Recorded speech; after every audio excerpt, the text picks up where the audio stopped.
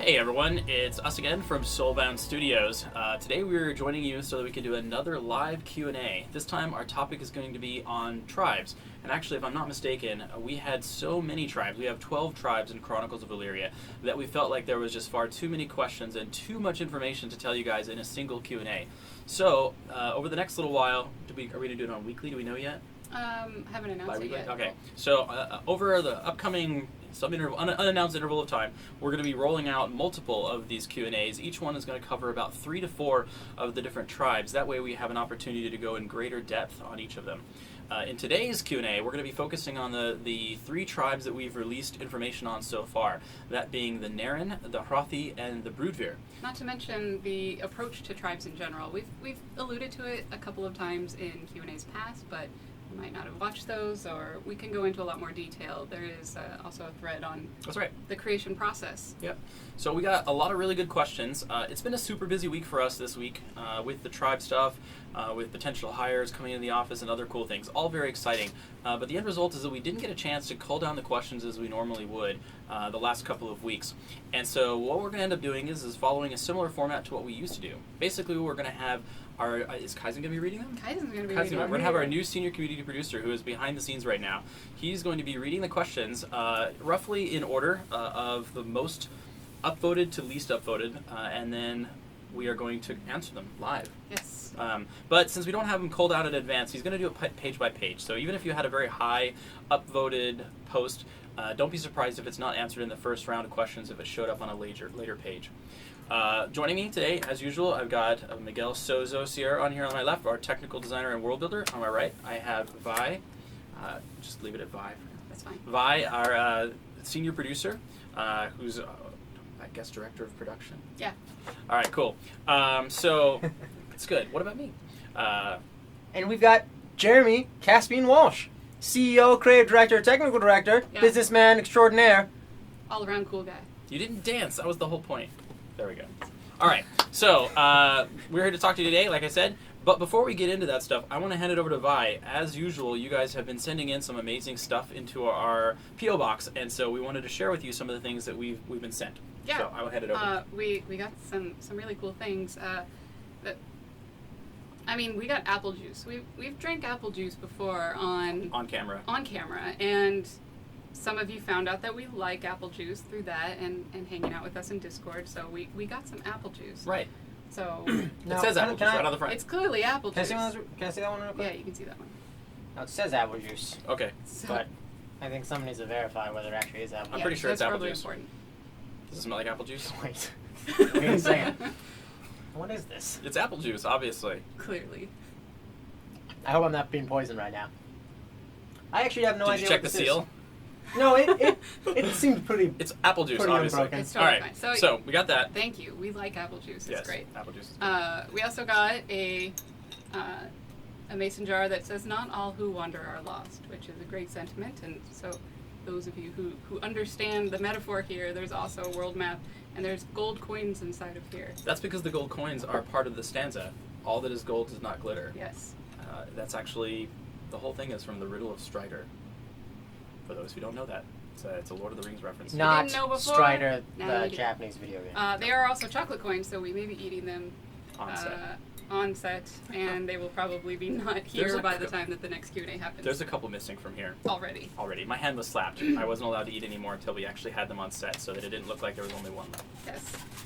And we also got, the stuff came from the town of Dahlia, Kingdom of Ashland. I'm sorry. Can we say that one more time?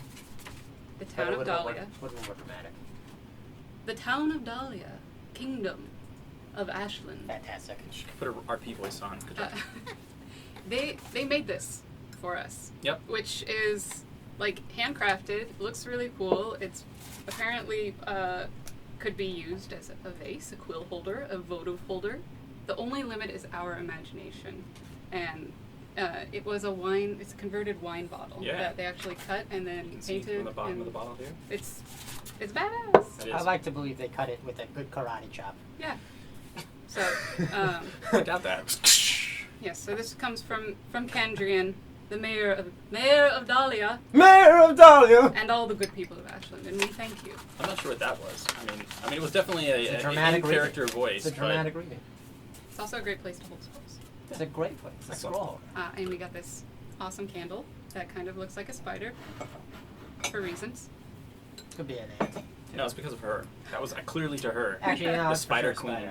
spider. As well as a sealed note, which we haven't actually opened Yeah, yet. we have and no I kind idea. of I kind of don't want to open it because it's actually, you can't see it because it's green on green. Can I but ask a it's- favor? If you're gonna send us a sealed envelope, send us another envelope with the seal on it, so we at least have one envelope with the seal still intact. There's nothing worse to me than ruining a perfectly awesome seal, right? It's so Make cruel. him do it.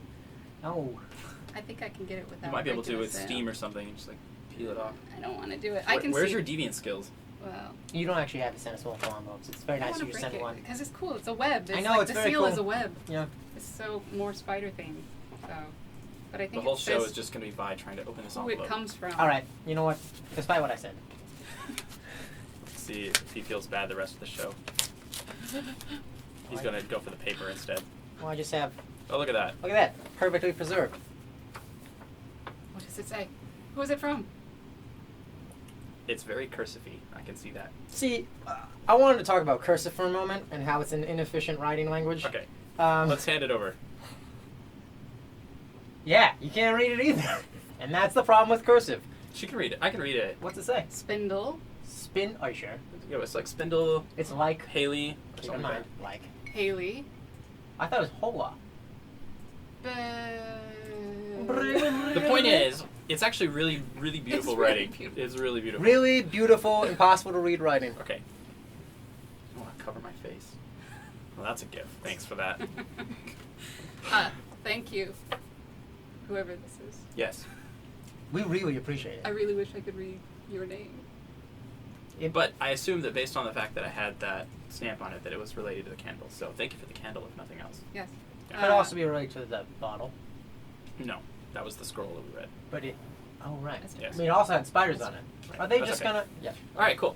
Well, So let's thanks put for that, this guys. Show on the We'll road. just go that. Yeah, let's move on. Thank you again for sending those in, as usual. We really appreciate it when you guys do send us stuff, sharing your love with us. And, additionally, I finally got those books you sent me. That's right. I got those things you sent me.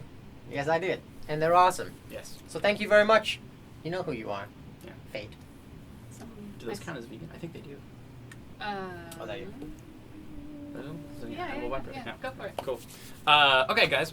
Well, let's go ahead and get started. It's the first time you're going to have heard Kaizen on screen, I guess. But we will work our way through the questions. We'll do the best that we can to answer them. Is there anybody checking Discord or I guess, are we just doing through Twitch stream? Yeah. Tori is probably checking it as well. Yep. All right. Well, we'll try and do follow-up questions as best we can. Otherwise, let's do it. Let's see what people have to say. Real quick, though. We just posted the Broodveer stuff about a half hour ago, so if you are watching this stream and you haven't seen the Broodveer write-up yet, definitely check that out. I'm not going to pause for you to go do that. I mean, I could for just like a second. Okay. So now, if you've read it, great. If not, then make sure to check that out afterwards. Otherwise, I'm sure a lot of the questions we have today are going to be more focused on the Naren and the Harathi, just because they got those a little bit earlier. And the general approach. And the general approach, which is hopefully what we get a chance to answer the most, because I think, as you'll see from reading over multiple write-ups now, that while each of the tribes are unique, they have their own biome, they have their own food supply, they have all these different things that are unique to their own religions and cultural beliefs and their own societies and how they structure the language and schools and military. They're all different. We follow the same approach for all of them. And so if people focus their questions kind of on general, then we'll be able to answer them directly. If you dig into the individual details of the tribes, that's great, specifically the tribes that we are talking about today, but hopefully it should be obvious kind of from the rest of them. So even if you didn't read the Broodveer one yet, if you kind of know what you wanted to ask about them, it's either in the document or we can answer it. Yeah. Yeah. So, all right, I let's think do it. it'll Be okay. Kaizen. All right, the first question we have here is, will all tribes be present on the starting continents? The answer to that is probably not, no. Yeah.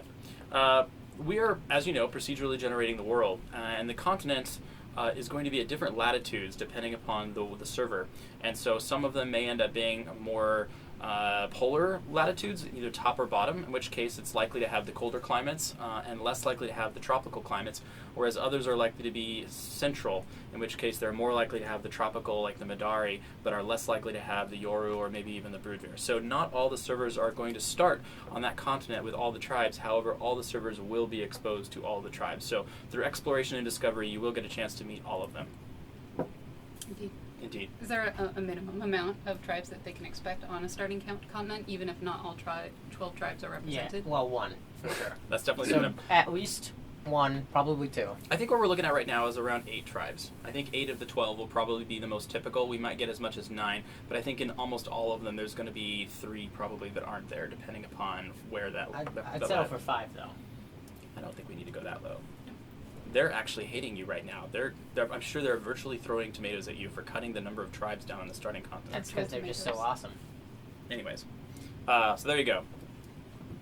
Next question we have here is, will some tribes have genetic or environmental predispositions towards influencing whether or not a member of that tribe has a certain kind of talent or trait? Influencing what? I guess they're asking like what the predisposition is. Like, Also, can you guys hear Kaizen okay? Just make sure. I want to make sure that you guys get feedback. You guys doing okay? Okay. So the question was is whether or not there's anything about the tribes that influences a predisposition toward talents. Like your ability to get a talent? Yeah. We did briefly discuss the Yoru, Yes. remember? But I do. we never discussed that beyond the Yoru. Beyond the initial discussion. And we never, So I guess the answer to that question The answer is at this point is no. yeah. We did talk about it with specifically the Yoru tribe. You'll learn more about them probably in the next update because that's going to be one of the next ones we do. I would argue that talents are tied to the Akashic records. Right. And so that doesn't matter when it comes to the tribes for the most part. Yeah. Like the Akashic records are beyond the mortal veil, if you will. Yes. Yeah. But for your information, the reason why we were discussing it with Yoru is they have something that makes them story unique because of their biome, and we thought that giving them a higher percentage chance of having this talent would be valuable, even so far as making some members of their tribe a specific social class. I don't want to dive into it too much. Let's Let's not. Yeah. Yeah. What's We're not it? talking about the Yoru Show of today, hand or but whatever. at this point, no. No. Tribes are not do not affect your likelihood of receiving a talent. will all tribes recover or lose fatigue faster or slower compared to other tribes? For example, would one tribe get more fatigued than another performing the same act, such as mining or farming? Yes. Right? No, it's no. No. Well, I mean, the ones that are predisposed to doing those things are going to be able to do it with less fatigue loss than the others. That's the So question. yes. Is that what that was the the question? question, Oh, yeah, okay. yeah. And I the thought answer- I thought they were saying, are they all the same? Oh, no. They were saying, are any of them different? Oh, yeah, they're all different. Yes. Yes. All right, so yes. Yes. Short answer, yes. Short answer is yes. Predisposition for different types of crafting professions, as well as the biome that you're in, will dictate how much fatigue you lose.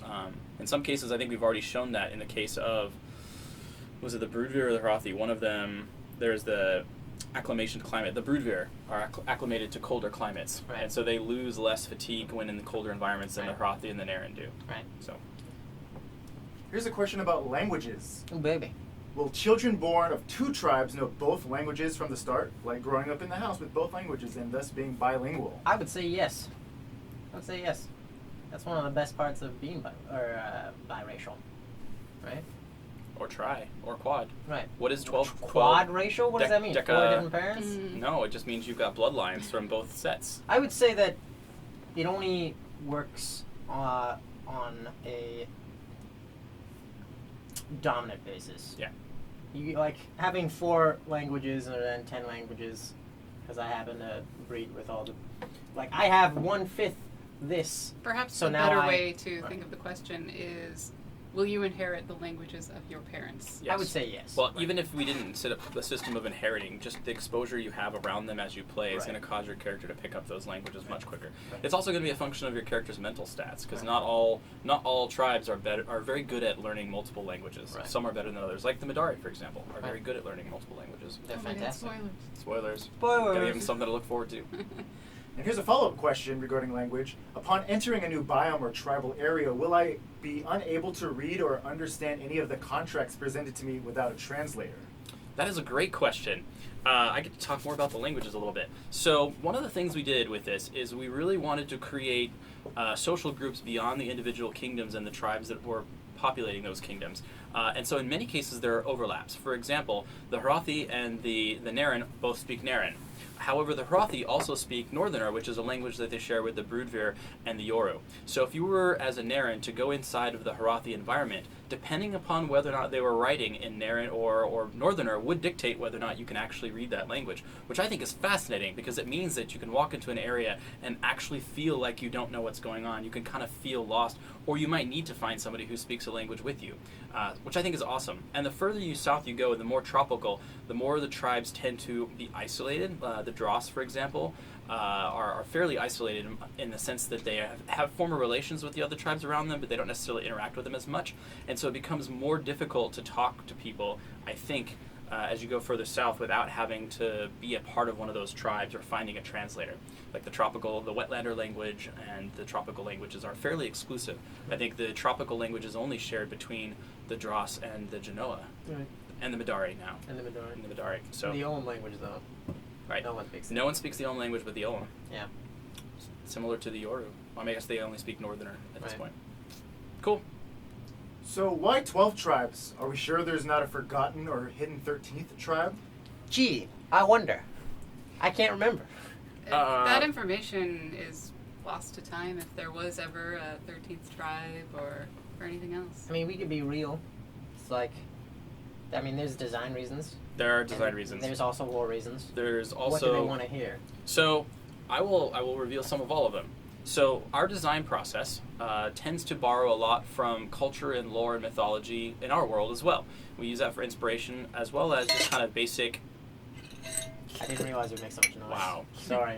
So anyways, what I was going to say is with the 12 tribes, part of it came from the science of the biomes. We had about 20 biomes, and we looked at them. We distilled them down to the ones that we felt like had conditions that were unique enough that they would warrant their own tribe. And so on the starting continent, we settled on about 12. That being said, was it 11 or 13? It could have probably... There was some room there for flexibility, but ultimately I chose 12 as a parallel to the 12 tribes in our world. I will just leave that as a religious reference so that people can look that up on their own. Although at one point we did talk about like 15 Yeah. and 9. 17. I and- mean, I've got some We had a ideas lot. kicking around. Yeah. I don't think we ever had less than about 8 though, except the animators were like, can we have 2? Or 2's a good number, let's just do 2 tribes. Yeah. Alright. Given the genetic constraints, I was wondering if there was the potential for novel mutations. So in real life, there's always a chance of a recombination or spontaneous mutation. Is that going to be represented in the genetic system? Yes. You're like nodding your head, yes. Well, it says I love pirates. Oh, well. Were you agreeing with the mutant No, I was answering transformations the or- question. Alright. Yeah, of course, because you got to keep things interesting, and there are a couple other reasons why you might run into genetic mutations more often than not. I'm not gonna leave that as is, but So just yes, there's, think about why, and then there's the chance for genetic mutation. A Oh. ton. You know the best part about this now? When you look Having at the kids. camera, you're going to have chocolate on your teeth. perfect. Great. Will the experience of nobility have extreme differences depending on the tribes? For example, a Yoru mayor or a Kipit count? Probably not. What we've tried to do is... Okay, so the tribes are an interesting one. We knew from the beginning how we wanted them to work, but we didn't know for sure how different we wanted them to be. When we first kind of created them, we imagined them all much more like Naren, and then as we went along, they became a little bit more unique, and we wanted to move them a little more into the high fantasy, and so that caused them to evolve a little bit differently, though we always knew we wanted them to be more evolved to their biomes than humans are in our world. But we have this kind of promise that we made to the community, the people who have backed us at an early level, to make sure that they have this social structure of a king, duke, and count-like structure, regardless of which tribe that they choose. And so to kind of make sure that we adhere to that promise, all of the tribes are going to reflect a similar social structure. They just might have different words for it and other things. The one thing that we did do differently, though, is previously we had said, in the case of, and I think this was like Design Journal number 18, was on Kingdom and Land Management. We had said that when there's a power vacuum and that there's no direct heir, meaning who is the king or the duke or the count in that region next is in no way based on the person who was there previously, that it was based on popularity and reputation.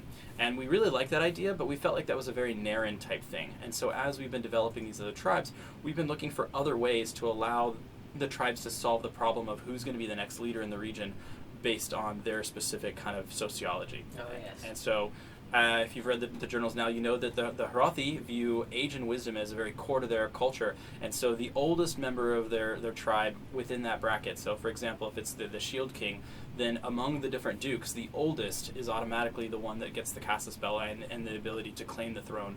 In the case of the Broodveer, they are very prone towards leadership. And so it's just whoever has the highest leadership trait. Right. And all the tribes will be different, as best we can make them. At this point, we plan for them to all be different. So structurally wise, like that's a mechanical framework that's Right. going to be consistent throughout all the tribes. But as far as Casus Belli and the order of succession beyond the Beyond heirs. then it's going to be a little bit different per tribe. Depending And- on the tribe. And that's important to note. That's a launch mechanic too. There's been questions of whether or not people can introduce other types of government, whether or not it's like an oligarchy or a democracy. That's something you guys will have to wait and see. There will be blood. Anyways, next question. Will different tribes use different creatures as beasts of burden? Yes. Like a tribe in the frozen tundra using bears to pull their carriages, or a tribe in the jungles using panthers as mounts. 100%, yeah. Well, not those examples, but yes. Panthers as... Come on. Yeah, absolutely. There will be different domesticated animals in different biomes. There could also be different biome versions of. Please continue. This is why we there can't have could- nice things. There could be different biome It's not real versions gold. of the same type of animal. For instance, there could be a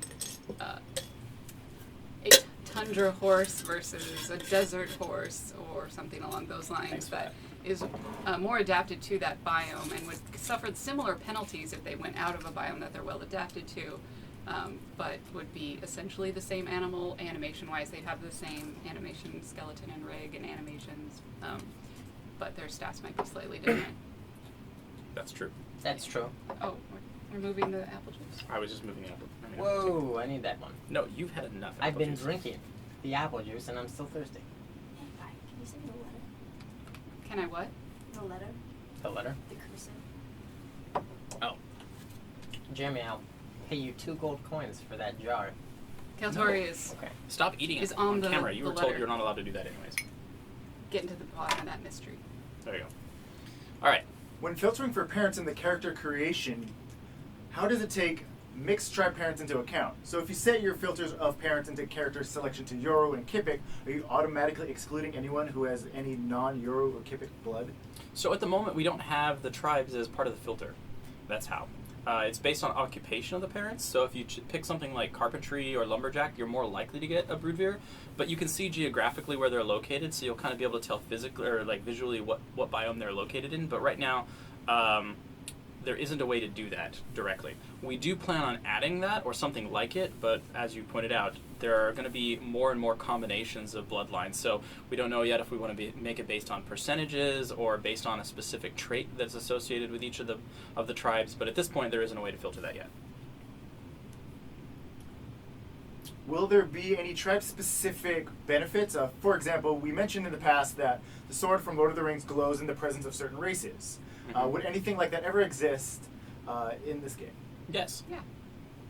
Yeah, for sure. Those will typically be artifacts, not relics, but they do exist. Is there any potential for tribe-specific phobias or myths or superstitions or culture-bound syndromes?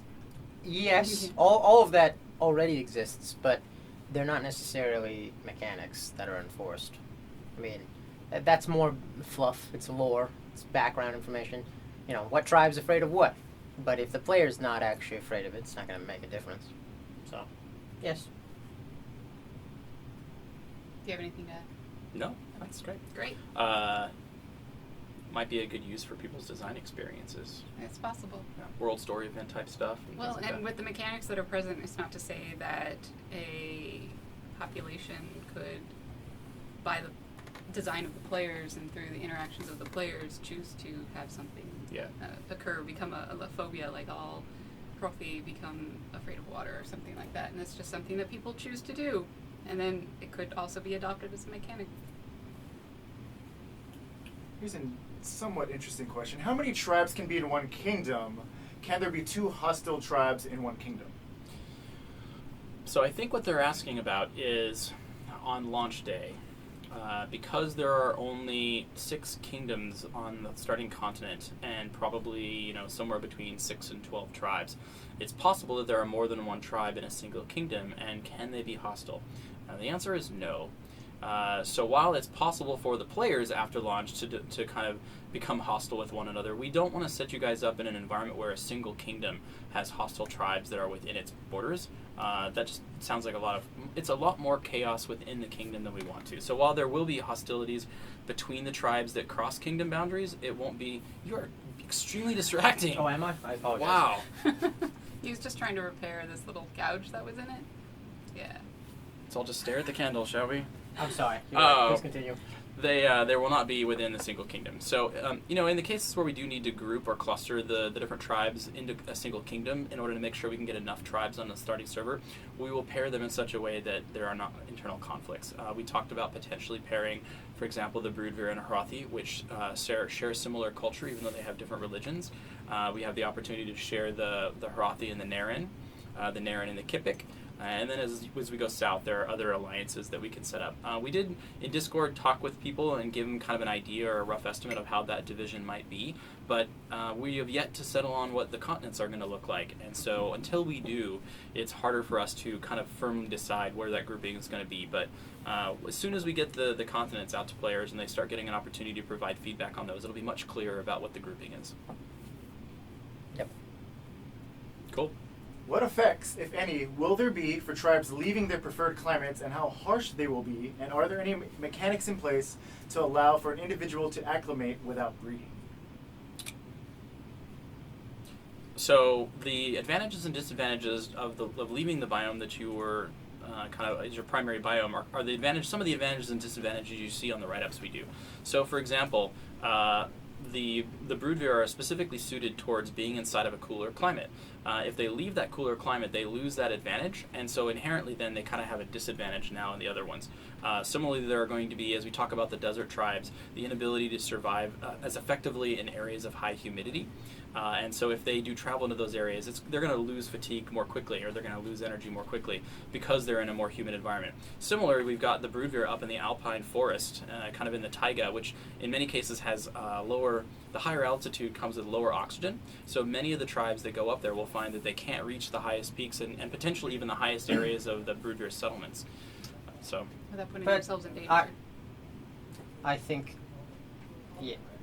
Jason and I discussed that. well, is it related to the trees and stuff like that? No, it's related to the fact that their altitude resistance isn't actually feasible. Alpine forests are not tall enough for them to possibly gain the altitude resistance Right. of someone like a Sherpa. It's the tree stuff. That's okay. We have the ability to make our own rules. That's the fun part about not making a pure Is that simulation. what tree stuff is? What you're referring Well, to? so Alpine Forest is not really a thing in the sense that once you start going up high enough that it becomes an alpine or the taiga, the tree line stops. And so there's a large area above that elevation where there's still plenty of oxygen and you don't need to worry about it. Only at the point where the trees can't grow are the oxygen really so low that people can't breathe. And so, fidget. Oh wow, they gave you the fidget, the spinner. Nice. Continue. That must have been death that gave you that. At any rate. It was me. Oh, was it That's you? fine. All right. So that's probably what he was referring to, which I was aware of, but it's just cooler to have really high forests, even up into the areas where the oxygen levels are low, because then you can have tribes that live up there that nobody else can come up to except under rare circumstances and fun stuff like that. Cool. And there was a second part to that question, which was No, I think you answered. like, did they have, what are the sort of mechanical things that happen if you leave your. Oh, can you acclimate to other climates? Can That's you right. Can you acclimate acclimate without other- breeding? Yes, you can. There are passive skill bonuses that people get from being inside of certain regions, and over the course of a lifetime, those things can start to degrade. So it's not necessarily just tied to your bloodline, but it's kind of a multiplier. So the longer you're in a biome that you weren't initially part of, the less the penalties are on those things. You're not going to necessarily gain the advantages after a single lifetime in that biome, but the penalties do start to degrade. Cool. How will the tribal government system blend in with the king, duke, count, mayor, feudal political structure? So I think we covered that kind Yeah. of already. So, So- the idea is if there's a merged kingdom, You can't give me that. obviously only You one of the can't tribes. do that. Can't sit there. I thought it might be. Our AV guys have said no. we I thought can't it do probably was spending too much. It's too much. I think Just well, looks it's also like- where you're holding it. You just set it in. Yeah. It apparently looks bad. Oh, God. On camera. Yeah. I'm gonna push you off camera next time. So the idea is that if you have a king, he may have more than one tribe that his people are made of, but those are going to be divided up at the very least along duchy boundaries. And so you might have a duke that's a member of one tribe and a duke that's a member of a different tribe, and then within their duchy there are going to be different counties. But in general, the biomes are divided up along duchy boundaries, and so generally you're not going to have mixed tribes like that you have to worry about that are coming from the same biome. That's not to say you won't have citizens of both tribes in a single duchy, but it won't be viewed as like it's not the native biome for that tribe. So Right. it'll work. Just trust me. Here's another question about language. Will there be a general or global language you can use to make sure everyone understands you, or will there be tribe-specific languages only? No, there's not a single language which is known everywhere.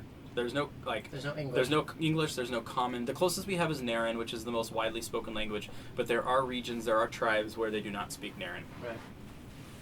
Like most of the tropical, like the Genoa, for example, do not speak Naren. Will we have examples of NPC surnames of each tribe before we can try to create our own? Interesting. I mean, We had talked about this before. Ultimately, culture includes more than just things like music and entertainment. I mean, also, they each have their own language, and so ideally, we'd be able to provide you guys some kind of set of phonemes or other things that would help drive or guide your naming of things. Surnames are fairly tightly controlled within the tribes themselves, but obviously players right now who are in exposition have the opportunity to create custom surnames. I'll have to work with Vye on that. We'd like to get you as much information we can to make sure that your surname for a region is thematic, but I don't know whether or not we're going to have time before domain and settlement selection, for example, or at the point when you guys need to create surnames to kind of give you a full list of, like, these are the sounds this tribe would make. But if there's anybody in the studio that could do that, it would be her. She's our language person. be here for sure. Yeah, for sure. So anytime you guys see an umlaut on a character or something that is non-typical for standard English, you can blame her for that. All right, and if you're except using for the brood bear. if you're I added using that. if you're using a U.S. keyboard, not an international one, and you want to know how to do the accented E on the Eriche, hold down the Alt key, and then on your numpad press 130, and then let go, and you will have the accent. Make sure numlock's off though. Numlock has to be off. And it also has to be on the number key. It has to can't be on the it can't be numpad. on the top row. Right. Yeah. I figured that out the hard way. Because it turns out if you hit Alt and then you start pressing numbers when you're in like Word, one of them actually deletes everything. Is it really? This is like the Alt menu key. I was just like, I'm like Alt 1, and then Ribbon started doing things, and bad stuff happened. no. So, yeah, make sure you don't do that. Will each tribe have its own mannerisms, such as greetings, handshakes, or bowing? Yes, Yeah. of course. We make That's- our animators work. So remember when I told you the animators wanted only like 2 tribes? Now you know why. So with no common history or shared language, how does communication between the native NPCs and the tribes and explorers work? So did you say no common history, Language. no common language, or shared history? Communication. It works exactly like you would expect it to, which is to say that the people who speak Naren don't talk Naren to for example, the Genoa. They have no way to relate. So if you want to speak with them, you either need to learn one of the languages, such as learning the tropical language, or you need to find a mediator, which also means that in general, the NPCs do not talk across cultural boundaries. It's not to say that they can't, but it's not something that's commonly done. As an American, though, I can also say that one thing to do is speak slowly and loudly and that will make sure that anyone who doesn't speak English will be able to still understand. That's not a thing. Oh. Well, I mean, there's the mechanical limitations that the game places. Technically, most communication is done non-verbally, but So, this reminds me of a joke. And you can't answer it even if you know I the already know the joke that you're going to ask. Darn it. I already know. All right, well, set it up. What do Okay. you call someone who speaks 3 languages? Trilingual. What do you call someone who speaks 2 languages? Bilingual. What do you call someone who speaks 1 language? Gee, I don't know what. American. Ah! Got it. Oh! All right, thank you. Okay. That's turning into a game. Yeah. Oh, the like, I'm not going to do it. Anyways, Then- all right, what's the next question? Will tribes also be more vulnerable to the effects of different biomes? Yes. That's just a matter of That's kind of the their definition of a tribe. environmental Yeah. resistances and... So yes, of course.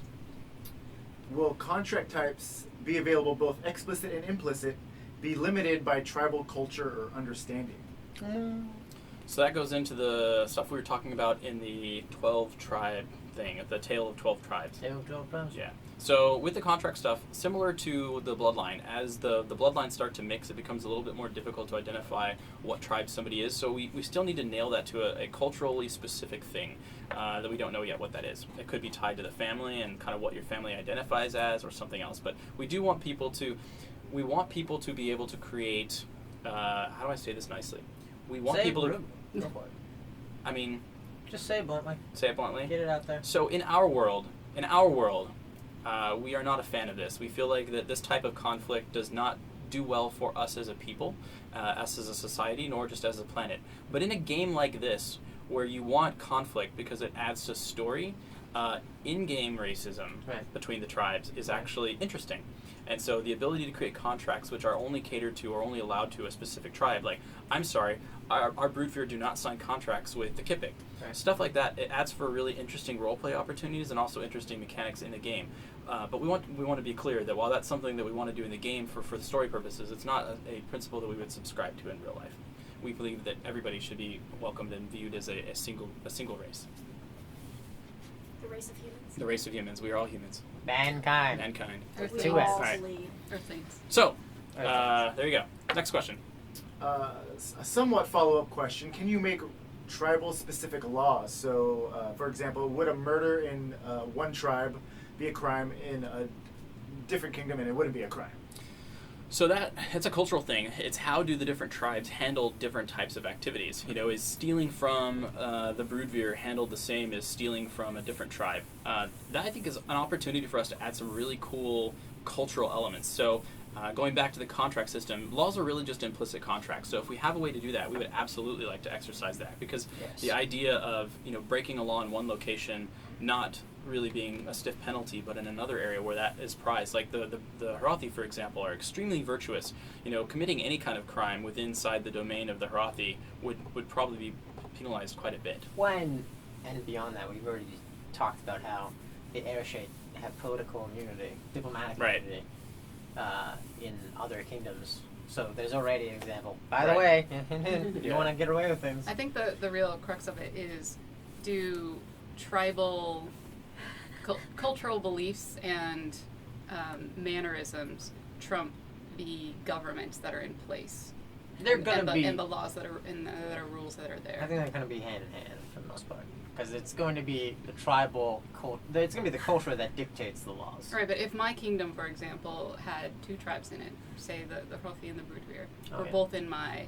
That's 2 different cultures, 2 different tribes that are represented, and they may have their own beliefs about how I think how that- to interact socially. I think that's. But if I have decreed murder is not okay, but one of them thought it was okay, or it was okay as long as it wasn't of your same tribe, like, that should still not be okay in my kingdom. I think that's an interesting. I think that's an interesting opportunity to potentially have some complex justice system kind of things going on. I think ultimately it comes down to the kingdom system. I mean, the laws are enforced by the kingdom, not by the tribes. And so the king's laws. Keep us above the table and stop rubbing your leg. So in that regards, I think that the legal system, the kingdom's laws, trump anything else. However, the people who are making those laws are going to be culturally driven, and so they're going to make laws that I think favor their one culture over another. And as long as the contract system allows you to target one culture or one tribe versus another, then it unlocks the possibility for them to do those things. But I think it's important to recognize that the cultural stuff is some RP, some bloodline based, and some history, but it ultimately comes down to player mechanics. And in this case, the player mechanics are still going to have to be around the kingdom and legal system, the implicit laws. Yeah. Cool. Will the smallest of races have an advantage in crafting small objects that require precision handling in their creation when compared to larger races? Yeah, but not for the reason that you guys are thinking. It actually has more to do with the fact that the smallest race happens to also be the most agile race. Yes. Yeah. But not just because they're Not just because they're they're small. little. Right. Their tiny hands help, though, certainly. Well, I mean, that was a factor in the decision to make them very agile. Clockwork. Kind of tinkery. Yeah. To what extent will tribes affect our destiny? For example, soulmates and story checkpoints. Will tribes affect how we find and interact with potential life-changing crossroads? Not planning to have that be the case, no. I think it adds an element of intrigue if you are for example, a Broodveer and your soulmate is a Kipik. What do you do about that? That the Kipik's soulmate is actually the Yoru. Yeah. You want to make a Nunu thing. Death wants to make Nunu. He wants to convince a Yoru to allow him to be a Kipik pack and just ride around on their shoulders all the time. He actually told me yesterday he's gonna find somebody who was willing to play a Yoru and have him create a character named Nunu, and he's just You're doing like the Mortal Kombat thing? No, it's League. Oh. But it's the same idea. The character from Mortal Kombat. Idea, Yeah. though. I think we can be more creative and Yoru not mount. derivative of other. I'm not saying that IPs. that's what I was gonna do. I mean, this is coming from the person who has Gary Oogle. Don't. Is that out in the open? Oh, it is now. Gary Oogle. He's a cartographer. He's a cartographer. Yeah. G Oogle He makes maps, and he'll sell them. Gary Oogle Maps. Oogle Maps. Anyways. Great. Back to another question about size. Would a long sword for a small-bodied tribe be a dagger for a large-bodied tribe? Oh, in terms of... Right, or are weapon sizes relative to the wielder, or are they going to be nondescript? Right. In most MMOs, you see a sword, and whomever picks it up, whatever size they are, it just resizes itself to that person to be a sword for them. But our plan is not that. No. If you take a look at the Harathi, for example, they comment that they won't be able to use larger mounts, and there's some equipment limitations. So things that are too large for you, you're just not going to be able to use effectively. We were talking yesterday about adding in specific animations for trying to use things that are too large for you so that it looks like you're still trying to, but it's ultimately ineffective. And then using things that are too small for you could potentially, at this point we haven't focused on things that are too small for you more than we have things that are too big for you. But what we'd more than likely do is just not let you use that because it's just too small for you. One example, one difference, one exception, I guess, would be if you're somebody like the Broodveer or the Yoru and you're using, what would normally be a broadsword for an Aaron. Right. Can you use it as a hand-and-a-half sword or a one-handed sword? That's something we'll have to work on. I think I'm inclined to say yes, and it's an easy enough mechanic for us to change. Yeah. But right now, it doesn't. It just... I think it's probably going to be more dictated by your strength rather than, your physical size. Well, I mean, there's still a limitation in size, too. I mean, the Kipik trying to wield a broadsword, the broadsword is taller than that. Sure. There's some logistical issues that could arise. Right. It Strength comes is back also to, a factor, though. It comes back to the way that items persist in the world. When you have crafted something and it is yay big, it remains that big no matter who is holding it. Right. Or not holding it. So if I'm a Yoru and I pick up a dagger and it literally is just in my hand, like there's no blade showing. It's a toothpick. Anyways. Back to languages. How will languages and communication work amongst other tribes? Will one be able to learn a language simply by spending time with the tribe, via players or NPCs, or will a player have to physically study each language? Can someone be a master of all tribal languages? I would say yes, exposure is a perfectly acceptable way to learn a language. It's how we learn languages in reality. And yes, you could absolutely learn all the languages. I think that it's important to say that knowing all of the languages is totally achievable, but it would be something that you would need to spend time to work at. It wouldn't just be a passive occurrence of just living one lifetime on a character. You wouldn't, without specifically learning the languages, you wouldn't learn them. Right. It's also important to note that language is character specific. So your ability to learn languages and your ability to understand them does accelerate as part of the skill ramp, but that's one of those things that reset. So if you start as a character, you're going to know the language of your starting tribe, and then it's going to take you some time and energy to go learn the languages of some of the other tribes. And then if you are able to complete that mission before your character dies, then you have to start over to a degree when you move on to the next life. It's still going to allow you to do it faster, but I think trying to learn all the languages, it would be a multiple lifetime endeavor, because there are, how many do we have right now? Like 6, 7 different languages? 6 or 7. Yeah, there's quite a few languages, so. But yeah, the idea is for you to learn them through exposure. At what point does crossbreeding the tribes make it so you're no longer seen as a member of the tribe? That's going to sort of depend on the tribe. Some of the tribes will be a lot more tolerant of mixed breeds than others. Right. Others will be very, pure blood only. So it very much depends. it will depend primarily on their society, and then a little bit on how you end up making your character look. Which edge of the spectrum that you tend towards. You might be able to swing in under the radar of a tribe that would normally be relatively intolerant and still be treated well. He looks brute fair. It kind of looks pretty, yeah. I think it's okay. I think there's, Thandris is a good example of that. Sure. I mean, Thandris, without going into too much depth, the bearded king was the king of the north. He was a Yoru king for a while, as the rightful heir. So he had Yoru blood. How he doesn't visually look like the Yoru. He looks more like the Broodveer in that regards. And so, but I mean, ultimately he was not able to hold on to his throne. He was overthrown. Overthrown. But I mean, oh my that god, does. do you think that's where the word came from? Yeah. They like literally tossed you over your throne. Just Maybe. like, I don't know. Okay, so I mean that's a good example where sometimes what you look like doesn't necessarily indicate your bloodline. On the other hand, I think some tribes would care very much whether or not you visually look like the rest of them. Like the Genoa, for example. If you do not look like a Genoa, they are not going to receive you as one, no matter what your bloodline is. It doesn't even Or the matter if Irish, both yeah. your parents look like Right. them and you don't. Like, Right. Cool. All right, Yeah. moving on. How will animals and beasts react differently to different tribes? There's no particular difference. The only difference that you're going to find is when there are massive differences in size.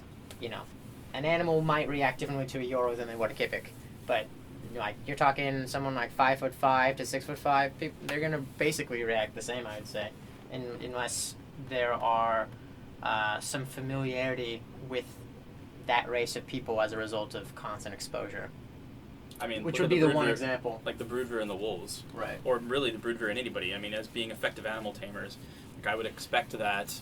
That's true. Like if the animal knew what they were, knew who they were, that they would be less inclined to maybe run away. And that's actually not so much a function of the tribe though. It's just as Right. a function of their skill and their attributes. So. Right. So, no difference between tribes, for the most part. How much of an influence will tribes' culture have on buildings that players craft in their settlement area? a lot. A lot. It'll affect what you can. It'll affect what you can build, but that ties into the resources that the environment provides you, and that's the limitation. And then also the blueprints and The patterns and stuff. architectural patterns that are provided or available are going to be limited based on your tribe. One tribe will have different blueprints than another.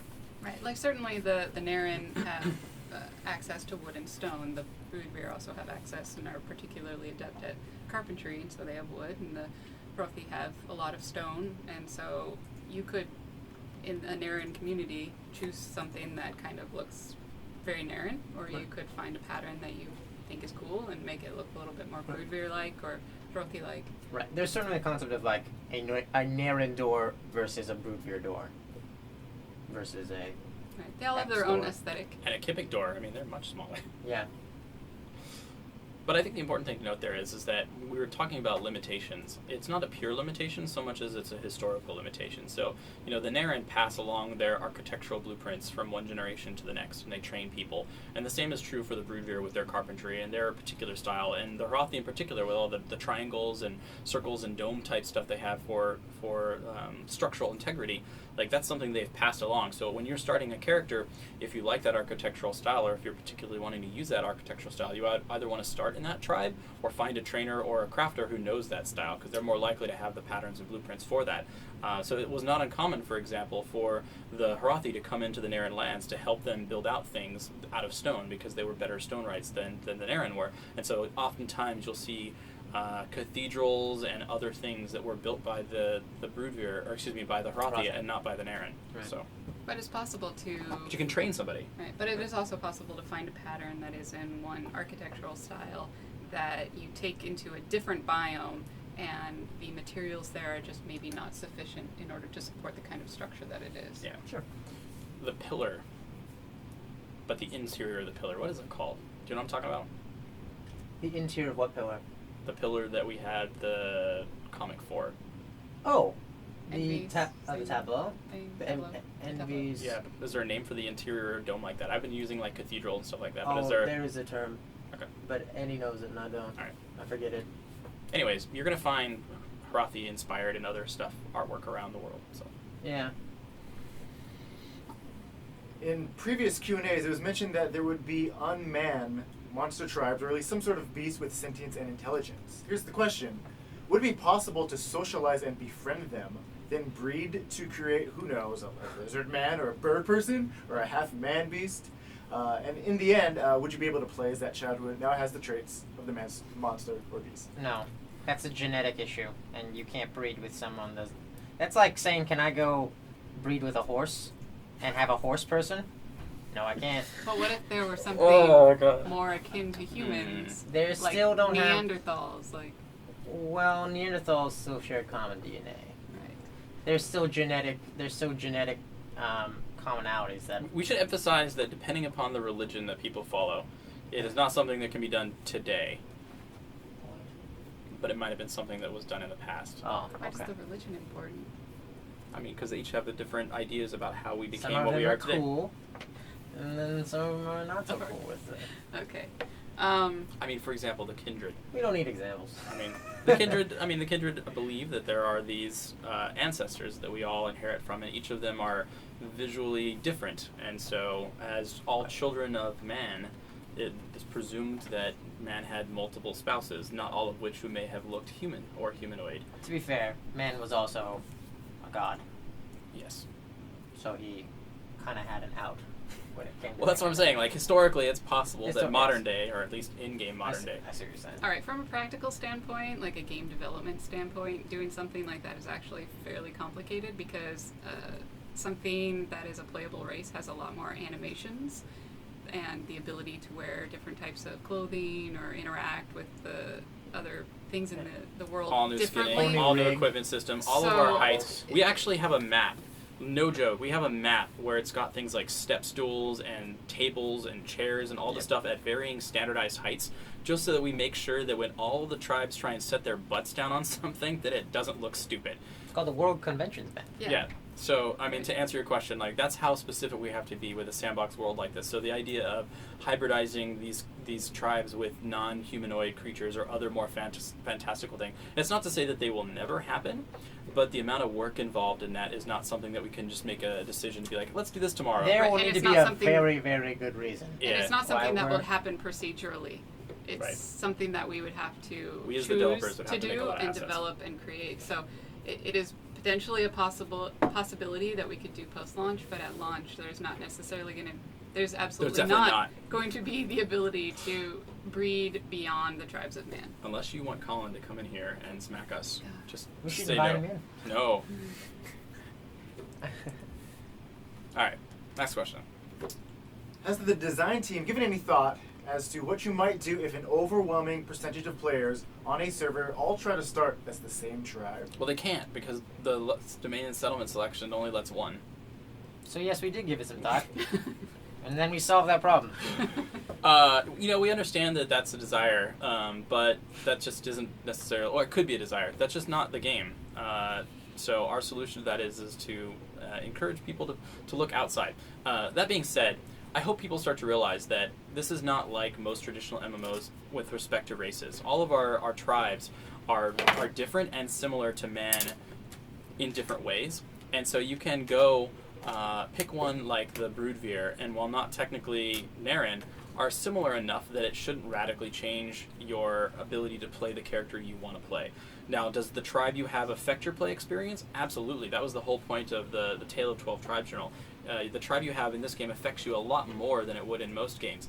But we also want to provide you to have at least the option to play the way that you want to. So if you want to play, a Broodveer inside of, the Hrothi cavern system, like you're gonna struggle and you're gonna be ducking everywhere and it's just not gonna be a lot of fun, but you can do it, and you just have to convince the other players in that region that you're trustworthy and worthy of being there, and that option is open to you. So the idea of the tribes is to open up opportunities for more story, not necessarily to limit the options that players have from a play style. Right, and that's just really not a concept that the modern MMORPG has. When you make a character in one of the other ones, it's chosen by the server. You want to maybe play on a server where your friends are, or has a good ping, or maybe you just like the name of it.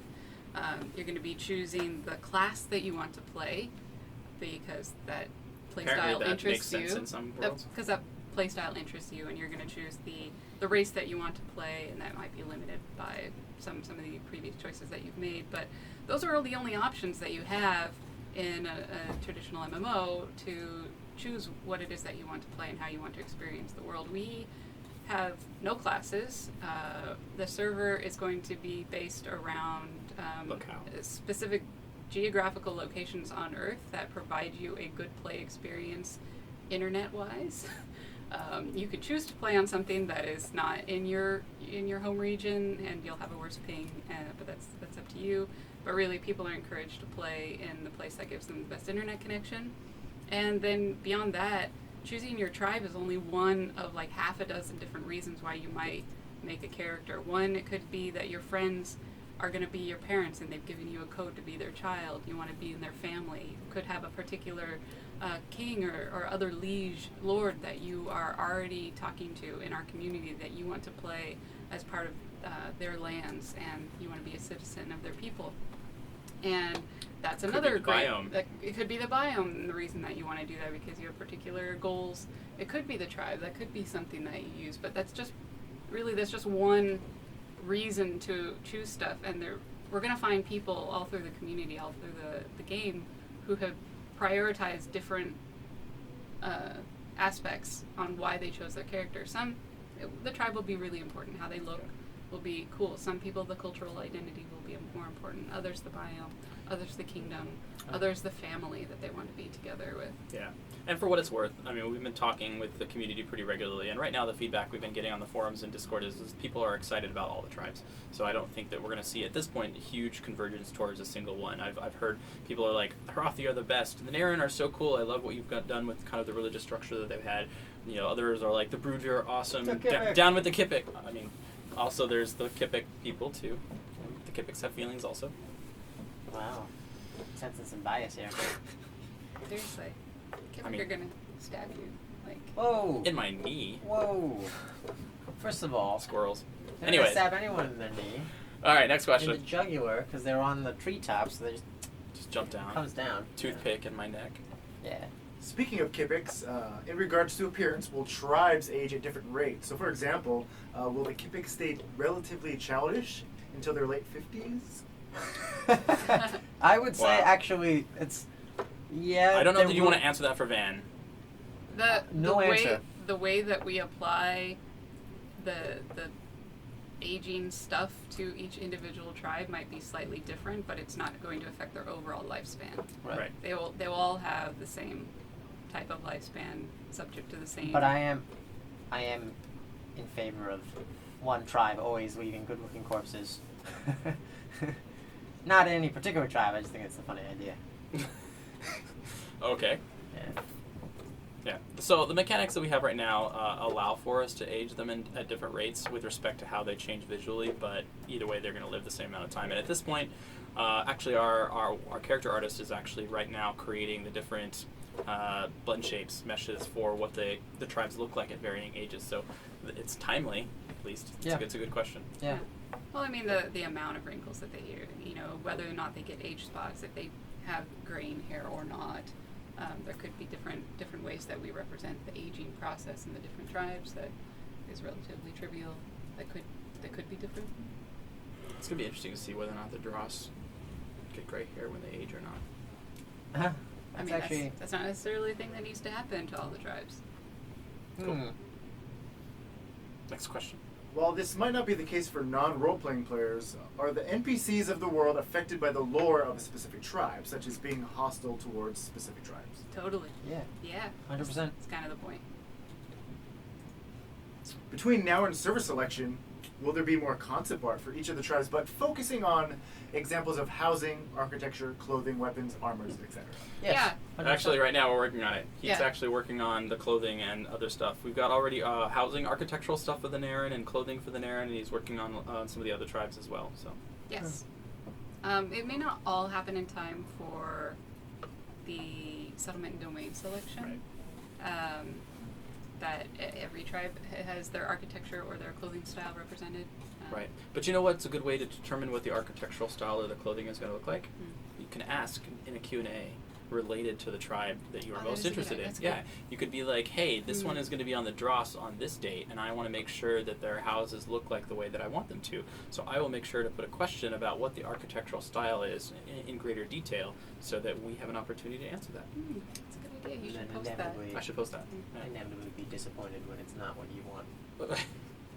Or be extremely excited that it is. Or that it matches I think entirely. so far we've been spot on, because what I've been hearing from people is that our way of envisioning the different tribes is appealing to a lot of players, which I think is great. Next question.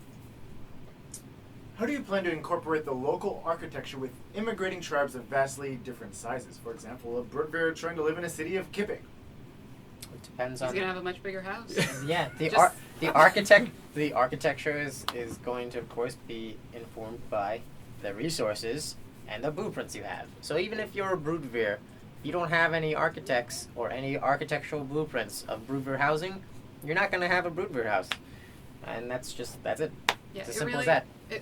Much like crafting a thing, if it's this big, it's this big. If you take a pattern of a particular architecture style and you put it somewhere, it will look like that, provided that the materials can support that structure.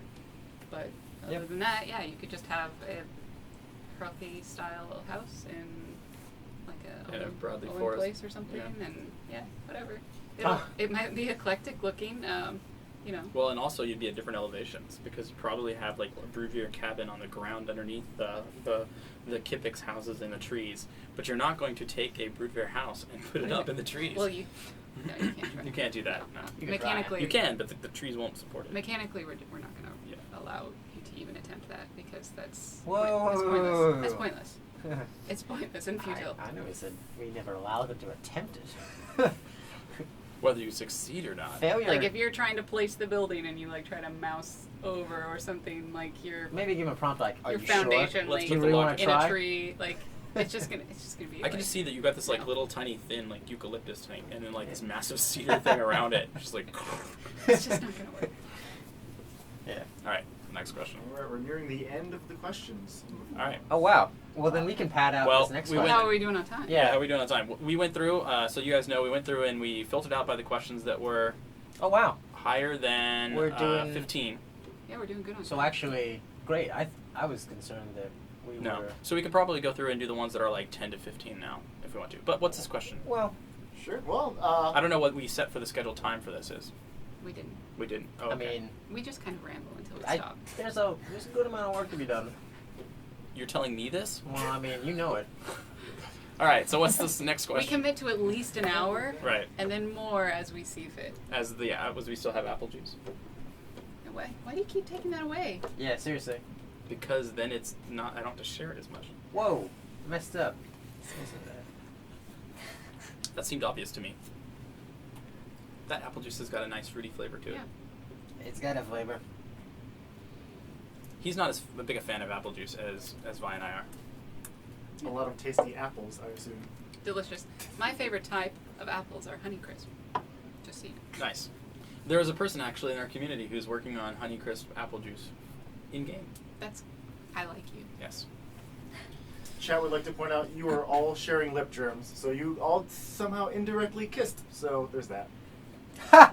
Indirectly kissed. Well, don't. We like to think of ourselves as being very friendly Very. in the office. Very All right. friendly. What was this question? A couple more. Is it possible for smaller tribes, such as the Kipik, Yeah. to develop the technology to overcome their statures, such as saddles designed for larger mounts? Of course. Totally. Really? You went with Bane? Of course. I mean, you could, as a Kipik, try and ride on a broodrear saddle, but it would be very painful for you. Our size is not what matters. Anyways. What matters is our pride. All right. Maybe not with all of the initial saddles This that actually- this- come up at launch. This sounds like a perfect use for the research and technology system. Right. This is research and technology. Yeah. Hint, hint. So the That was the last answer question, is that at launch there will be certain restrictions and limitations that you'll have to work around. However, if you wish to solve those restrictions and limitations, there are ways to go about doing that. That is for you as the players to overcome. Yes. Like, one of the whole points of Chronicles of Elyria is for the players to be part of the story and to build towards things that they want. Each server is going to diverge both in the technology they have and the delineation of the tribes they have. I mean, the maps we've already said are going to be different, and there's going to be a different set of tribes on each server. The map and which tribes are available on NA West is going to be different than NA East. You know what it sounds like we're doing? What? It sounds like we're creating some massive social experiment just to see which server manages to survive the apocalypse. It I is a guarantee massive you. social experiment, and we want to There'll be see none what of you us. guys do. I really like the idea of people building towards Yoru saddles for the Kipik. Right. I want that. So I'm gonna say that's gonna be probably possible. I want that. But Are I you mean, gonna push for that? I mean, It only makes sense. I it's mean, it's not gonna be very practical, but you need It's to so ride on practical. a Yoru? Yeah. Yoru are tall, and they're going to have a naturally longer stride than a Kipik, and the tribes don't walk at the same speed. If you have short Nope. legs, you walk shorter or walk Slower. with a slower pace than A somebody gait. with a really long. Yeah, thanks. Thanks. Slower gate. Or slower gate. Yes. Exactly what he said. That's important. That's important. You know, we're going to be calling that out when we do the write-ups, but that's different than any other game that I'm aware of. You know, generally when you're partying with a group of people, you want to all move along at the same pace, and we recognize that a lot of people are going to be using mounts such as horses and stuff like that in order to allow them to move at a similar pace. But on foot, the tribes travel at different speeds, and so if you're just wandering along and you are a taller tribe or a more athletic tribe, you'll walk faster than one of the smaller ones, like the Hrathi. Which I think at this point are probably the slowest movers. they're certainly one of them. Yeah. I mean, they're not accustomed to speed. They're not used to speed. They got little legs. They got little Well, stocky they're always walking around legs. in low light and in the dark. And Plus, they're pretty built, so they're pretty top heavy.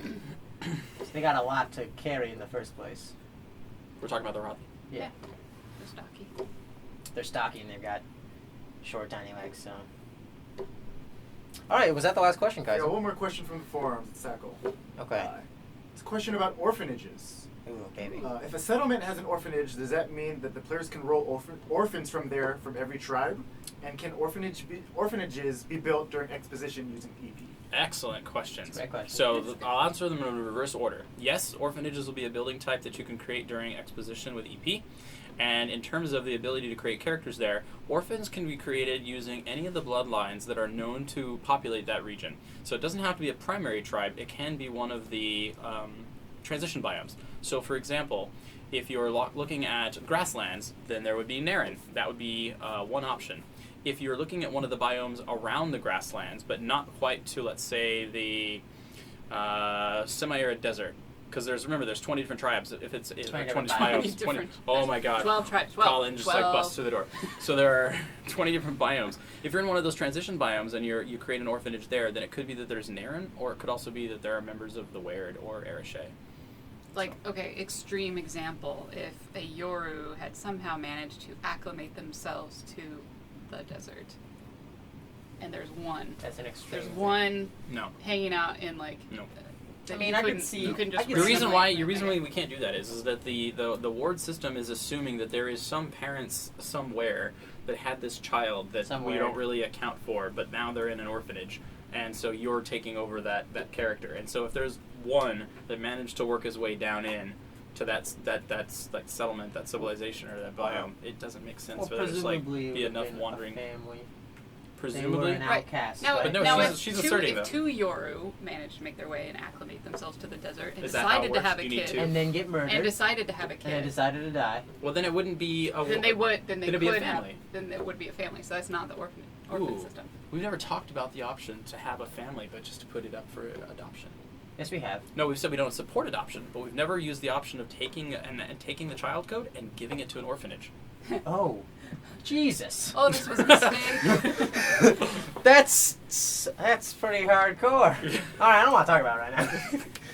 We don't have to discuss that at the moment. So I mean, you're Yoru. You come down into the desert and just like drop off your Yoru baby in the orphanage, and then someone comes Peace, I'm along. out. Yeah. It's what's the word for that? There's Messed up. no. I'm sorry, No, that's two safe words. haven. The orphanages support safe haven laws. Just like feel free to drop your tribe member off here. Anyways. Safe New Haven laws. Oh, that was well Or played.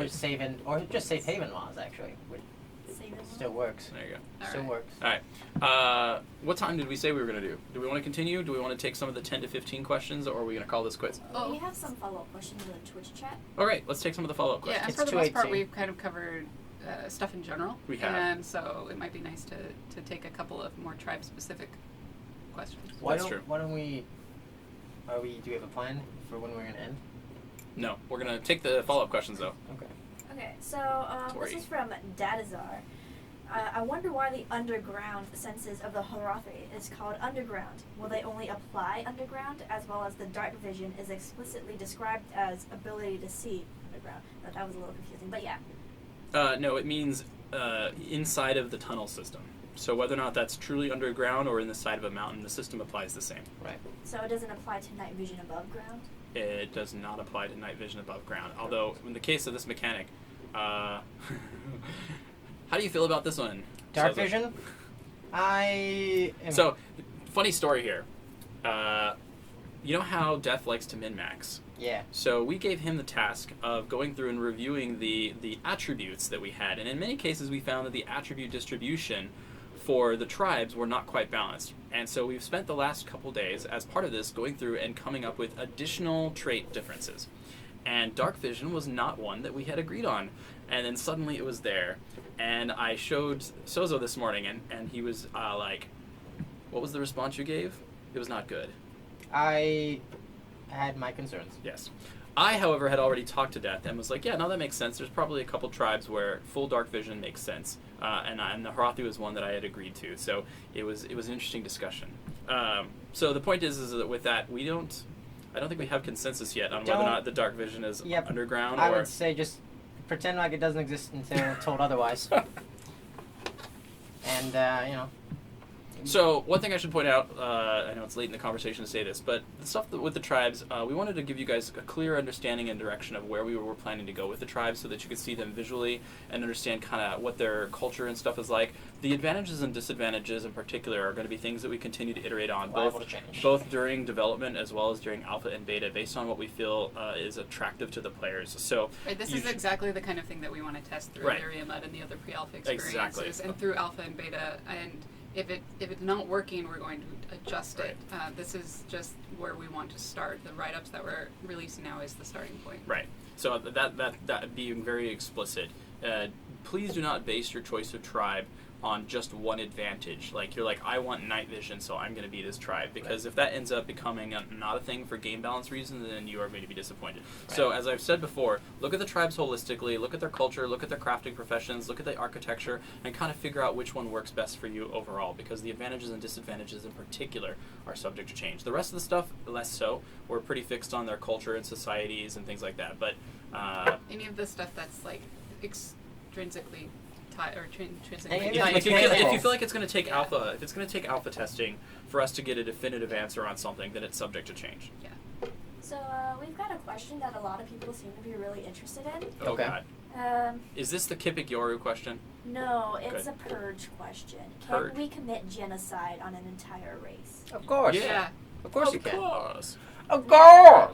You can I mean, try. Let the games begin. You can Oh, try. God. Wow. Yeah. She's not even like, yeah, that's Let possible. the She's just games like, begin. let's see which tribe we can annihilate first. Wink, wink. Yeah, if you want to mess up your server, have at it. No, you mean This is a You mean- massive social experiment. Vi. I think you mean purify your server. Oh. Whatever. I mean, if you want to kill all the bears too, go ahead. Yeah, they Like, call it ethnic cleansing on the Twitch chat. Okay. Well, I mean, they're not wrong. go for it. they're just messed up. Okay. Next question.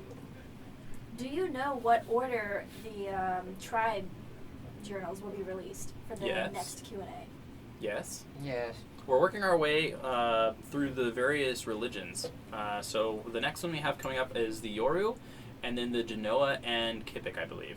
Not necessarily in that order. I think we're doing the Yoru Why would we? and the Kipik, and then we They're not the same religion. no, the There's Genoa not and an the Kipik. explicit order. There is, but it's there's on my a rough desk. order. It's on my desk. I was almost. You've said multiple times the Madari would be next. It's on my desk. But you No. said multiple times Well, the Madari. That's we why. were because that were the other neutral one. So what we did is we took the religions, and then when there were not enough, we added in one of the atheist agnostic religions. I thought that the Yoru was the next because we were up in the north, but it could be that we had the Madari and the You Genoa. said And, Madari. all right. Yeah, for So sure said the Madari, Genoa, and Kipik are the next three, Probably. probably, very likely, And not necessarily in that order. not necessarily in that order. So what is the scientific explanation behind dark vision working underground but not above ground? There is no scientific explanation. That's why I don't like it. And first of all, do you know how many cave creatures have night vision? I'll tell you, very few of them. Basically none of them. They're mostly blind. So the fact that they would have vision at all is ridiculous. That being said, they do from, need vision. from a game development standpoint, we are making something that people will see on computer screens. Yeah. And So obviously they can't be blind. Could we make a tribe that's full of blind people that essentially just has UI and blackness? It'd be cool though. Yeah, We actually talked about that. Basically, the But- idea would be it'd be like how Daredevil doesn't see. It's like who he totally sees everything, just got that crazy red filter over it, and yeah, it's Right. all warpy. It's But like, that- but he still It's sees. kind of like extra work for Yeah. like one tribe or very little gain. Yeah. Well, and then there's the ultimately- bloodline. Like, as the bloodline, as they start to breed with another tribe, like, it becomes less monochromatic. I can or- see more, but not fully. Right. Suddenly certain things show up in color. I don't know. Yeah, from a story standpoint, ooh, cool. But from a practical game development standpoint, we do actually have to ship this thing at some point, so we're not. No. You go from Daredevil Right. vision to less daring devil vision. So the answer We're to not your having specific question is blindness. there's no scientific reason to it. I was calling that out entirely on the spot. Chances are good either they will not have dark vision, or if there is in fact dark vision, they would be able to see in the dark as well, above ground. That, however, does not work for the like tunnel sense and stuff, and the ability to know which direction you're facing. Right. That actually is an underground thing. It's actually a real thing too. There are several creatures on Earth that know underground due to the magnetic pole, Right. which direction is which. Yep. Alright, next question from Sneezeworth. Sneezeworth. Will the Horathi populate areas outside the full Horathi mountain kingdom? Smaller outcroppings of the tribe in other regions that have mountainous terrain? I would assume so. Yeah. I mean, Yeah. we talked about that. And they even exist in Naren society. I mean, in general, the Horathi are more mountainy, but the montane steppe is still that. It's still a steppe. And so while they tend to build inside the tunnels because they appreciate the shelter and the more infinite nature of it, they're not opposed to going out and mingling with the Narens and the Broodveer. I mean, they will not And the there's- Kipik so much. But There's some necessity to that as well, of course. Yeah. So So you can't get all the resources from inside the mountains. yeah, ultimately. I would expect to see them in a lot of the steppe, as well as you probably wouldn't see them as much in the Alpine Forest, but I would expect to see a good number of Horathi inside in the steppes, in the Naren environment, the grasslands. Yep. Would we have a way to circumvent people adjusting their gamma or contrast settings on the monitor to see underground? I No, knew and that. that's why the whole notion of dark vision is a dumb Right. idea. So I knew that question was going to come up. Let me go ahead and address that directly. There's another popular game out right now that's also using the Unreal Engine, and it uses day-night cycles, as do a lot of the survival games, and that's great. But the problem is people who don't want to deal with the complexity and the trouble of having darkness just up their gamma ramp, and then it's just like them being in the daytime, but at nighttime, and then they just adjust it back down at daytime, and so it completely defeats the purpose of having that day and night cycle. Furthermore, it gives them an advantage over people who are not adjusting their gamma, because now they can see while the people who are not doing that cannot. And so really everybody has to do it. And as soon as everybody has to manipulate their gamma in order to be on an equal playing field, then it's just a pointless mechanic. So whether or not we choose to actually make things darker or not, it will not be so dark that you cannot see.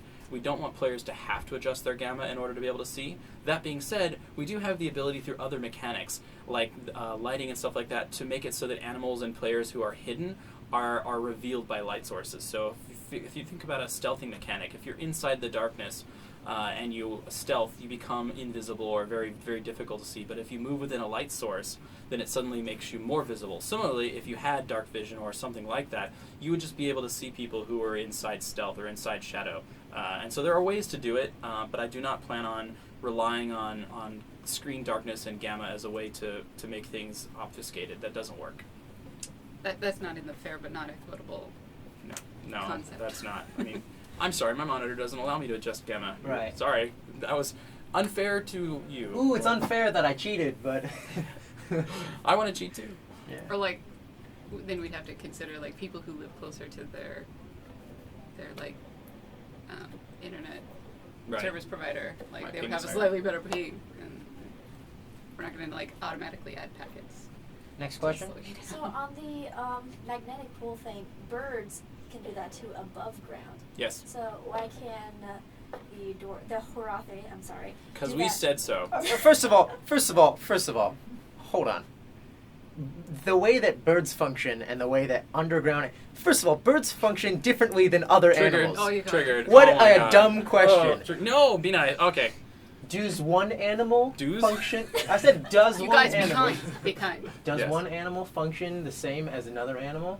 I mean, no, and that shouldn't be a surprise to anyone. Underground There's no- senses don't rely on magnetic north the same way that birds' compasses do on Earth.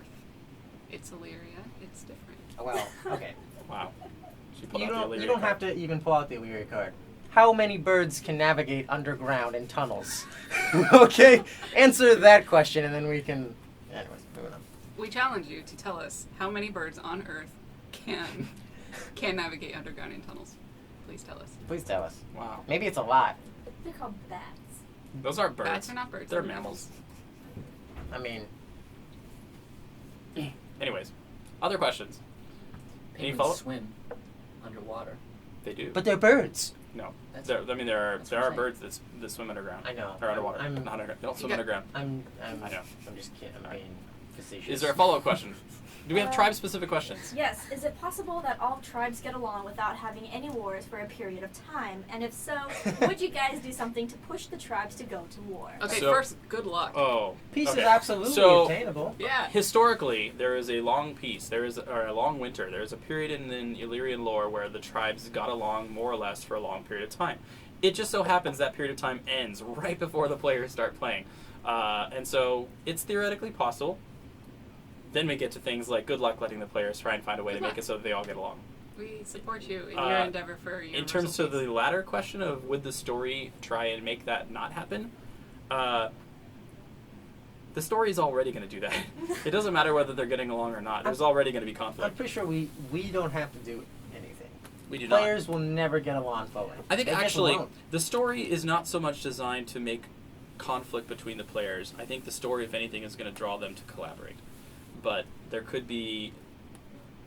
It could try and cause collaboration at the expense of other That's tribes. what I was just thinking. Yeah. Oh yes, some of them will collaborate Yeah. through conflict.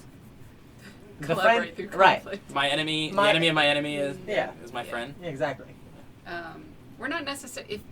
If for some strange reason that Utopia did break out on one of the servers, would we, though, actively try to break it up?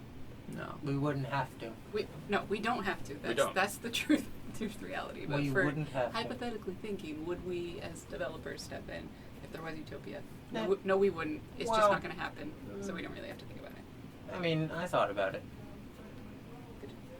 I'm not worried about it. I'm not worried about it. I mean, even if there is a utopia and everybody is peacefully getting along, Like it's one still new player that joins the server and is everything like, is in a balance. And well, not to mention the fact that the symbiotic relationship, it's a closed finite economy, but it's still a limited resource economy. So at some point, things are going to become contentious in a region, and either somebody's going to have to relocate, or together they relocate in their happy family. But I suspect more than anything, what's going to happen when resources in a region start to get scarce is the utopia is going to end. Oh, we don't even need to do that, right? It could just be as simple as, oh, the Kibik now have a cute hat that only they can wear. Boom! Peace gone, dissolved, obliterated. Yeah. Everyone at war. Wow. I'm just saying it works. Okay, So- so we've got a question on the brood beer from LOL123. Okay. They made that easy for you. That's good. Yeah, right? Brood beer only live in small groups. Does this mean that it will be hard or impossible to make larger settlements? Yes. That's what that means. Okay. It's hard or difficult to do so. That was actually called out almost word for word inside the write-up. So the tribes are all focused on the biome that they're in. I mean, all of the design of these are biome-based. And when you're in a biome that's largely made up of Alpine Forest, like coniferous trees and things like that, you're looking at an area where you can't really grow a lot. You can cultivate animals through farming, but you still have to have something for them to eat. So you need to only work with animals that don't require a lot of grains and things like that. And you don't have the ability to grow fruits and vegetables. And so you're going to spend a lot of your time hunting. And you don't want to hunt all the animals in a region to extinction. And so the amount of food in a region that would allow you to continue to grow as a culture is limited. So as a result of that, they are going to be one of the more dispersed tribes, along with the Ogham, because there's just not a lot of food in a single location. Right. Alright. Next question is from Punch Packet. Punch Will the Packet. Harathi generally... with Actually, the... let me go back to that previous one. Okay. That's based on the limitations of the biome itself. Through trade and through other endeavors and through research and technology, it becomes more possible. Right. So that's the limitations of the biome aside. There are ways for players who are broodbeer to build bigger settlements, Sure. but it's going to require a Cool. combination of player cooperation as well as technology and right, research. that's one of the challenges. That is a challenge. for the players to overcome. Right. So, with the Harathi generally dwelling underground, will this have any change to the architecture system? I think it'll probably incorporate the same elements of the architectural system. Yeah, The tunneling specifically system. talking. I mean, it's the tunneling system, which they're specifically referring to the triangles and spherical shapes and stuff like that. Right. Those need to be incorporated into the architecture tools so that when building components, that those will be there. We don't have that yet, but that's something we'll have to do. Good.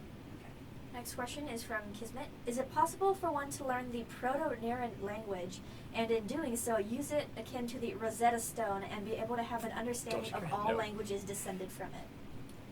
Probably not. I mean, Wouldn't it be cool Learning- though? learning- we've talked about the Proto-Narans. Naren. There's no S. Yes, there is. Naren is plural. In the Proto-Narans. See how arbitrary it can be? He's breaking the system. Because the Proto-Naran is just a term that we've given to this group of people. But they're so far removed from history. No one knows anything about them, essentially. Beyond what we've said, because we're the developers and we're aware of the whole story. Like, they're so far removed from history that the notion of you coming across the Naran language and discovering the Rosetta Stone is just, it's pretty much out there. It's super out there. Like, knowing Latin doesn't help you speak French There you go. Yeah. or Spanish or other. I mean, and a Latin-based lot of the languages. You might be like, are oh, there's kind of very- a word or a root yeah. that I recognize, but you're not gonna. Yeah, It's not and some gonna of the be like languages- some universal. Some of the languages didn't even Fable evolve from the fish. Proto-Naran languages. Here's a little DM advice, or GM, or any system. When asking somebody whether or not they can do something, you should always give a neutral or positive. Oh, yeah. Yes. Or just like I mean, the possibility is out there. Being like a hard, like, you're never going to find a Proto-Naran Rosetta Stone. You're never going to be able to learn the ancient language. You're just basically... I said it's you're- out there. I never said Okay. no. Just- I said just- it's out there and. Just saying, you don't and want very to unlikely. eliminate the possibility. Oh, I didn't. Okay. I completely agree. But to be fair, It's a lot easier Oh, yeah, being sure. a DM Yes. with a pick because I can say, yes, you found the Rosetta Stone. Well, like, if rather than I have if to we go found program that the one- Rosetta Stone. That one server in particular was Yeah. just like seriously trying to research linguistics. You know, 90% of their research is going into could linguistics. something eventually be Yeah. introduced that allows them to find the Protoneran Rosetta Stone? Yeah, I mean, I think the Protoneran being, I mean, it is. Sozo's right. The Protoneran are a long time ago. Like historically on the timeline, they're way far back. Because I mean, the other tribes had to have evolved from them, and evolution is not a quick process. But that's not to say that there's not the opportunity for storytelling related to that Sure. that group of people. So I don't know yet. We don't have anything in the storyline right now related to the Protoneran. Also, another question on language. Will it be fully with like grammar and syntax and stuff like that, or will it be just a random bunch of characters like in World of Warcraft? Oh, it's not going to be like World of Warcraft, but TBD on the exact like mechanic of it. I'll tell you now. She's more than likely going to be the one designing that system. So There you go. So 2BD. to be designed. Ooh. Ooh. I like that. So it's There's a lot of stuff about bears. Great. There's a lot of stuff Great. about Arcadia. Arcadia? Sorry, guys. Yeah. Okay. Let's see here. Anything else that we missed off that we want to tell you guys? Any hints, any tips, secrets, other things we want to share about some of the tribes we've got so far? Anything we want to lead on the upcoming tribes? Anything interesting?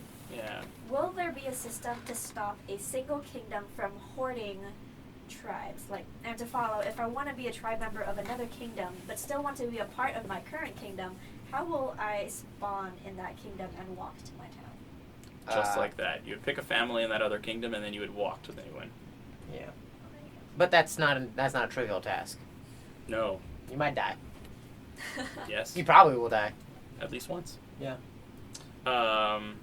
Tribal stuff. Tribal stuff, anything we Anyone want was least. I mean... Is there anything you're planning on leaking inside of Discord that you might as well just do now? He's already. It's Yeah, fine. already leaked so much. Most of it's already there. Great. I mean, we know that the Teresk and the Madari are ancestrally related in a similar way as the Protonarans are related. Sure. And we know that the Genoa and the Dross are likewise similarly related in the way Yes, that they they're. We know that the Oum and the Yoru are not. The Yom and the Yoru are not related. Let's see. Which implies that there were starting tribes or origin. There was an origin there. All right. Multiple origins. Let's see. There's so much, and what do I want to give away? Because it's all pretty cool. You guys have given away plenty. We've already. given away All right. plenty. I'm just going to end it on a good note. I wanted to just- find You're something right. All right, that. let's give him something. Let's, Oh, uh, our favorite tribes. Oh, that's a good one. my favorite tribe. All of ours. What are our favorite tribes? That's a good place to cut it off. Because I feel like that they I did ask I that. don't think that's actually a good place to cut I it don't off think it's a because good we place. haven't revealed all the information about the tribes. Okay, what about the What other I ones al- that we revealed? Like, if Which we do you want, like? Of the Naren, the Harathi, and the Broodveer, which do you like best and why? Why should I answer that question? Yeah, don't bias people. Mm. I actually don't have a favorite, so You guys are horrible. I don't have a favorite. Just I find I them don't all- either. That's, just I because mean, but you're you can say racist why. against the Kipik. Why do I not have a favorite? Because I work really hard on all the tribes, and so I become invested in them. Well, Like, I don't you have a love favorite them all either, but you because can. like they're all your children in a Right. way. They are. The tribes of Miguel. I am man. With one N. Fair enough. He is also man. I'm the creator. Right. All right, guys. Thank you for joining us. We're gonna go ahead and cut it off. We've got another Q&A coming up. We'll date to be determined, not to be designed, but to be determined. The next one will probably be on the Kipik, the Genoa, and Midari. I think the Kipik and Midari most likely. The Genoa, we'll see about that as well. But we'll dive into those on that. You guys will get write-ups on those before the next Q&A, as well as more of the tribes. And then, anything else? Any other announcements? Anything we want to share? No, we're just gonna keep, like I said in the update or the update on the question thread is that we're going to be having multiple Q&As on the tribes. So this is just part one, and we're going to be having 4 in total so that we can dive a little deeper into each of the individual tribes. Are there any community things that Sheila wants to share? Like, because I know we had events We had a community event in the past, and are we planning on? I don't think we have any right now. No. But I think no we're gonna have some plans coming up for- soon. Yeah, we are working on some stuff. Obviously we have Kiltori, and we've just got Serpentius Adam. and Kaizen now joining the team, and so I expect to see more stuff coming on online in the community, more ways to get involved with us, and more ways to, or more things to find out. We're going to be trying to reveal more information. Yep. Yeah. The other bit of information is that right now we have all of our tribal guides right now are inside the forums under the general forum. That's temporary. We do have, as part of the V3 design, a new layout for the game guide, and so one of the things we're going to be doing is moving the tribal descriptions into the game guide at some point in the future. So, Question: will you still be able to comment on it, probably in the forums. but not on the game guide pages? No. Okay. So that was actually one of the things we had talked about, is actually allowing people to comment directly on the game guides, and I think it was overruled. So it was my proposal, but it probably is a probably good a good idea. idea. Yeah, So but there is still the official. But you can go ahead and everything. take the question if you have even after it's moved over to the game guide. If you have a question or discussion on the tribes, you can create a new forum on the forums, on the new forums, when those come available, and ask the question there. Anything else? Going once, I think we're good. going twice. All right, guys. Thank you very much for joining us. We'll see you for the next Q&A on tribes part 2 in the not too distant future. We want to make sure we keep these fairly close together so that we don't lose momentum on them. Yeah, And of course, we need to get them later today. And of course, not later today. And of course, we need to get them all done before the domain and settlement selection. Right. So, and that's still coming up relatively soon. So we will be packing these in together as quickly as we can, get the write-ups out to you guys. And other than that, I guess you guys enjoy the rest of your Thursday or Friday. Yeah. And we will see you next time. Thanks, everyone. Bye. Thanks.